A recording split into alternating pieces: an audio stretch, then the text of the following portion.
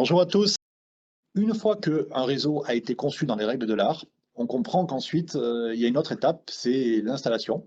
Étape qui est souvent réalisée par des distributeurs qui sont installateurs, parfois par les clients finaux, hein, quand ils veulent eux-mêmes prendre en charge cette installation.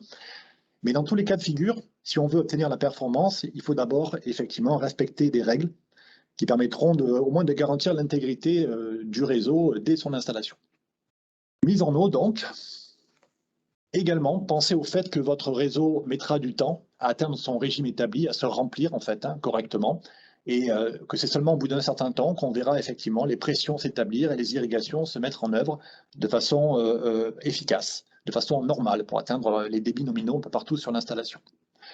Effectuer de nombreux contrôles visuels, passer en revue un maximum de choses, parce que c'est vraiment en début d'installation qu'on peut découvrir le plus de difficultés et réparer finalement et fixer le plus de problèmes. Attention également aux risques extérieurs à ne pas négliger.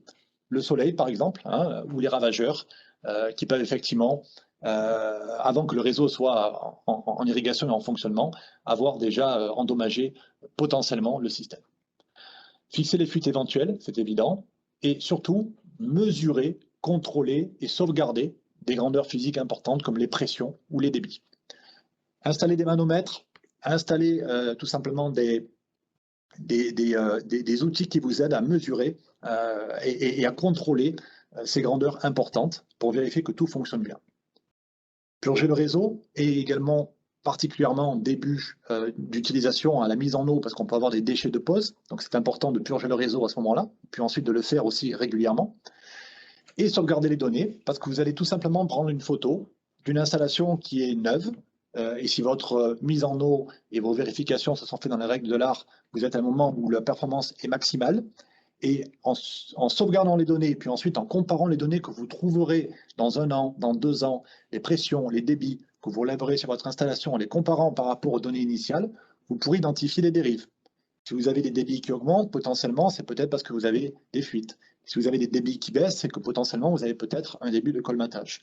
Donc le fait de comparer les valeurs réseau neuf idéales avec des valeurs dans le temps, vous donne une indication pour prévenir des dérives et anticiper des phénomènes.